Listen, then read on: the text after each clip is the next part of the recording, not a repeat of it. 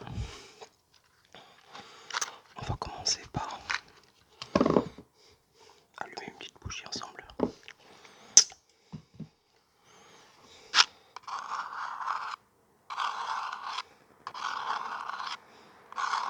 Alors je suis désolé d'avance, mais j'ai dû ouvrir derrière car mon appart est exposé plein sud et il fait trop chaud.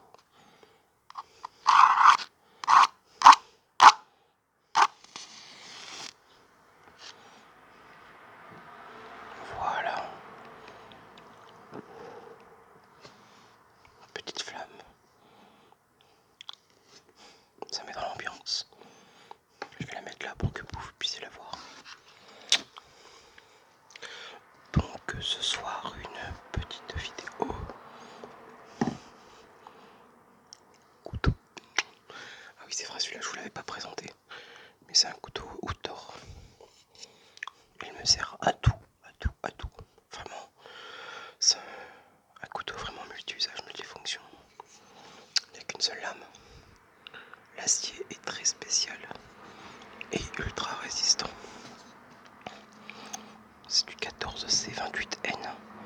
C'est un couteau pour faire manger, pour tailler du bois. La lame fait 4 mm.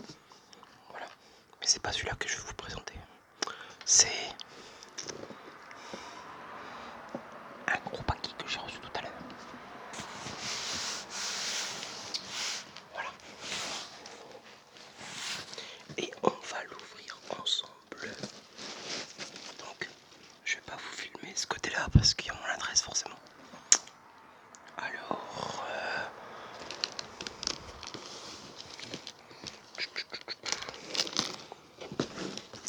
par où est-ce que je peux commencer? Par ici.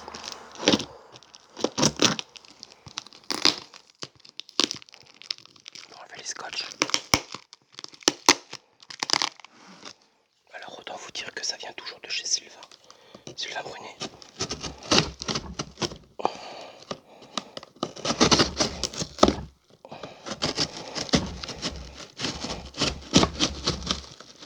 C'est compliqué. Voilà. Tout simplement. Et de l'autre côté. Je suis encore désolé pour les voitures. J'ai le micro.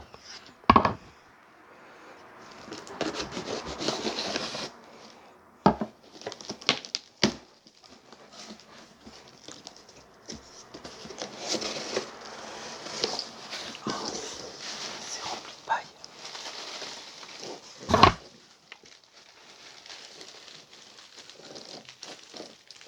Premier couteau qui est encore emballé. Tant que le papier bulle. Deuxième couteau.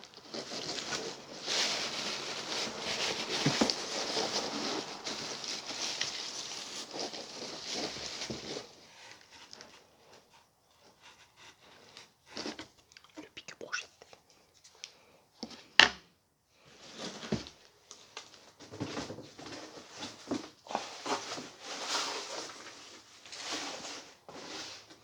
Donc, je vais vous reprendre en même temps.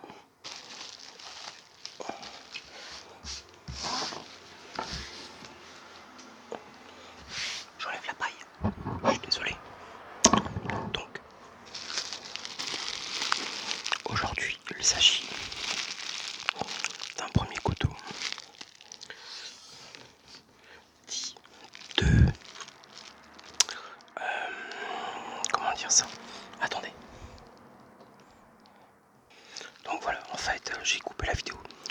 J'ai été fermé derrière moi car beaucoup trop de bruit avec la voiture. Alors, le premier couteau, comme je vous ai dit, c'est uniquement une reproduction, d'accord, d'un couteau celte qui existait déjà au temps viking, donc au temps nordique médiéval celte. Et Sylvain, bien que passionné par ses couteaux, ses armes, lui les reproduit à l'identique. Mais aussi la même façon de procéder à la fabrication. Donc, on va prendre le premier qu'on va déballer ensemble. Ah, il est beau.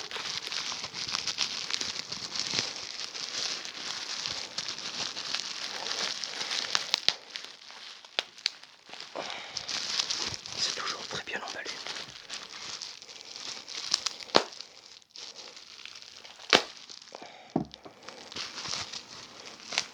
Et puis moi je suis comme un gosse.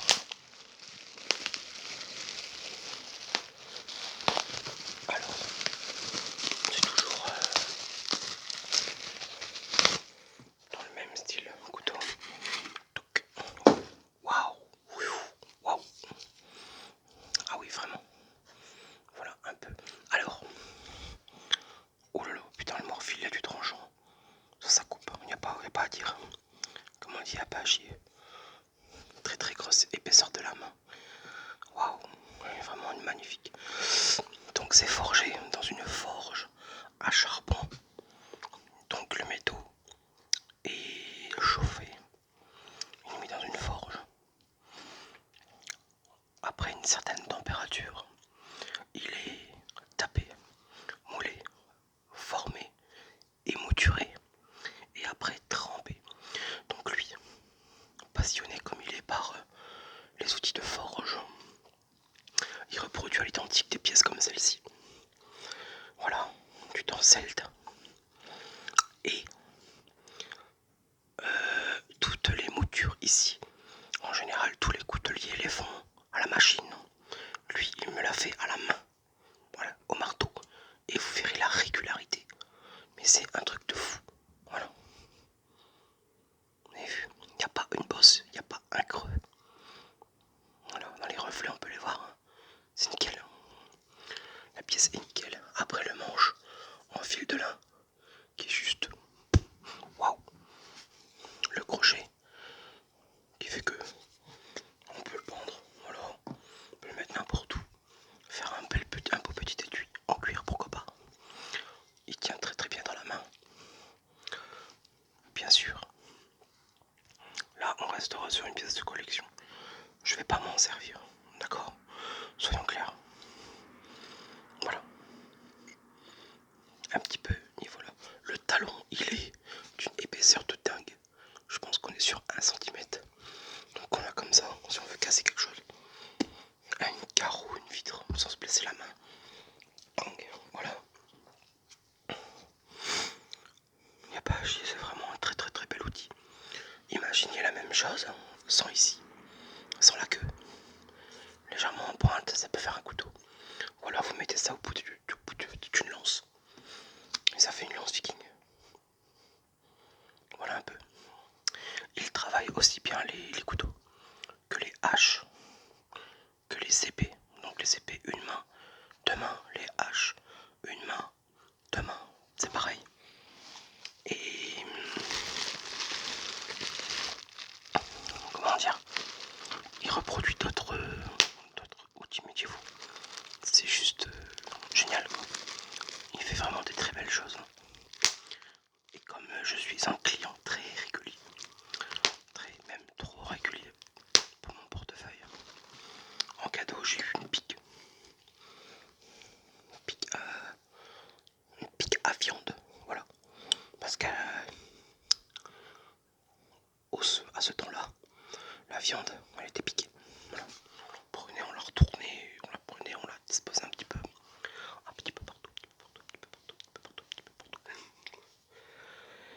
Et c'était vraiment du très très très très très très très très chouette travail.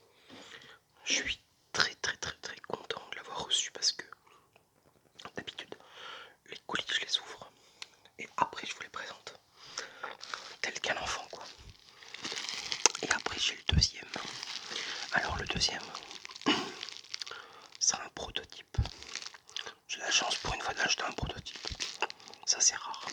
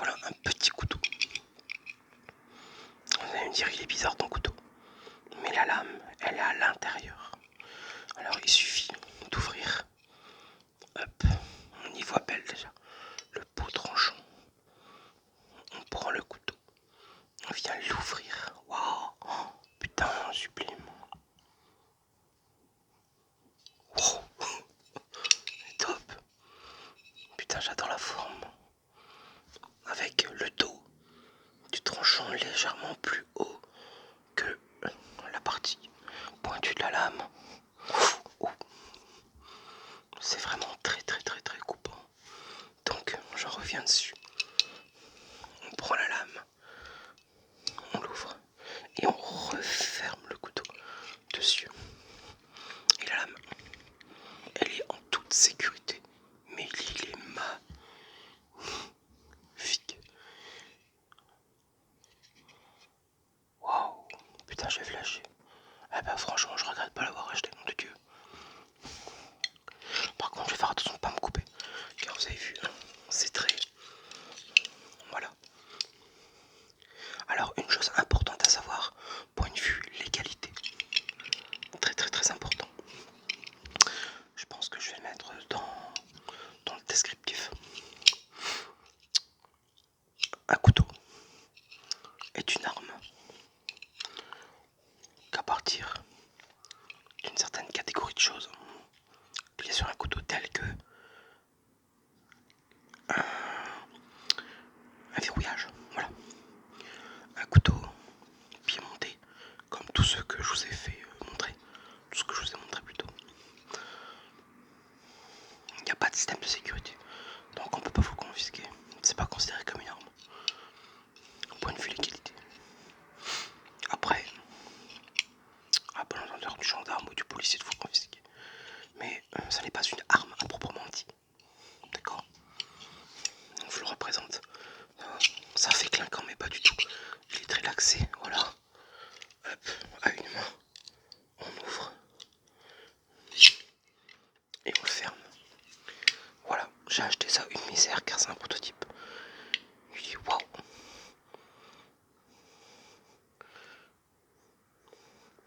Il est sans.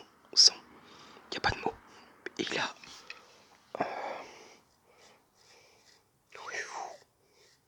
Au fait, ah oui, ça coupe. Ah ouais, il est vraiment magnifique. Donc, ouvert. Donc, voilà un petit peu ce que ça donne sur les deux couteaux que j'ai reçus aujourd'hui. Voilà, on fait le tour. Il n'est pas épais, il est très bien. Au moins, il ne peut pas s'ouvrir. Vous pouvez pas vous couper avec. Celui-là, il sera vitrine. D'accord? Ils sont vraiment magnifiques. Voilà un peu. Lui, il est brut de forge et lui, il est légèrement travaillé sur son biseau, sur sa lame. Juste d'en faire. Franchement, si vous avez 50 € au lieu d'acheter un couteau industriel qui a été fabriqué par, je vais pas mettre le cliché des petits chinois et tout ça, mais qui a été fabriqué à l'étranger en 3000 exemplaires, non, mettez 50 € franchement dans un pur brut de forge. Si vous l'entretenez bien, vous l'aurez toute votre vie, votre couteau. Et en plus, un couteau, ben, ça se retransmet. Voilà, moi j'ai hérité de celui de mon grand-père. C'est très personnel, je vais pas vous le présenter. Car je suis quelqu'un, on va dire, très sensible, et si je me mets à vous en parler, je vais pas réussir à finir la vidéo. Voilà. Donc, premier couteau, deuxième couteau. Et celui-là, il est en fer. C'est limite un petit arme. Une petite arme, ouais, le fil de lin. Tout le côté ancien est vraiment magnifique. Vous avez vu? Tip top, hein, franchement. Lui fermé, il doit faire 10 cm. Et encore. Donc vraiment, rien à dire. Plus le petit pic-avion comme cadeau. D'enfer. Voilà. Et maintenant, pour terminer, je vais m'arrêter de parler. Et des déclencheurs.